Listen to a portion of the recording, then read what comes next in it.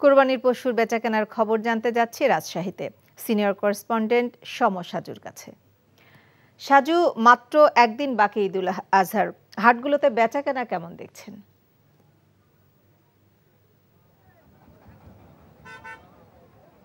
হ্যাঁ নাজনীন, আমি এই মুহূর্তে আছি রাজশাহী সিটি হাটে। এটি উত্তরাঞ্চলের অন্যতম একটি পশু হাট। তবে এটা আজকে নির্ধারিত হাটের দিন নেই। গত বুধবার সপ্তাহের সর্বশেষ হাট হয়েছে, সে পাইকারি হাট ছিল। তবে তারপর থেকে যেহেতু ঈদ সন্নিকটে একদিন পর, এখন প্রতিদিনে হাট বসছে।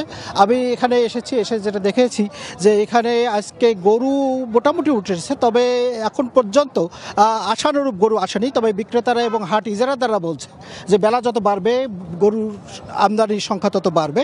তবে আমি একটু তথ্য আপনাকে জানাতে চাই যে এখানে যে গরুগুলো আজকে উঠেছে আমরা দেখেছি সবগুলো দেশি জাতের গরু, এবং তারা রাজশাহীর বিভিন্ন উপজেলা থেকে এবং পার্শ্ববর্তী যে চাঁপাইনবাবগঞ্জ এবং নওগাঁ থেকেও কিছু গরু এখানে এসেছে। এবং বেশিরভাগ গরুই আমরা দেখতে পাচ্ছি এখানে মাঝারি সাইজের গরু আজকে বেশি দেখতে পাচ্ছি। তো বিক্রেতাদের সাথে আমি কথা বলেছি, তারা বলছে যে তাদের যে প্রত্যাশা সেই অনুপাতে তারা গরুর দাম আসলে পাচ্ছে না। তারা 1.5 লাখ টাকা যে গরুর দাম গতবারও বিক্রি করেছে, সেই গরু এখন 1,10,000 থেকে 1,20,000 টাকা পর্যন্ত পড়ছে। অর্থাৎ আজকে ক্রেতার সংখ্যা আমরা দেখতে পাচ্ছি এখন পর্যন্ত কম। তবে ইজারাদারদের পক্ষ থেকে বলা হয়েছে বিকেলে হাট জমজমাট হবে এবং বিকেলে ক্রেতার সংখ্যা বাড়বে। তবে ক্রেতারাও যারা যে কয়জন ক্রেতারা আসছে তাদের সঙ্গে আমি কথা বলেছি, তারাও বলেছে যে গত দিনের চেয়ে গত বুধবার যে লাস্ট হাট হয়েছে সেই হাটের তুলনায় আজকে এখানে গরুর দাম কিছুটা কম।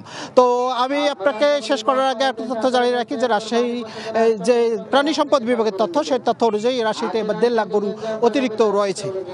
নাজনীন, এখন জন্ম সনদ দিয়ে খোলো বিকাশ স্টুডেন্ট অ্যাকাউন্ট। নিজের বিকাশ নিজে কর।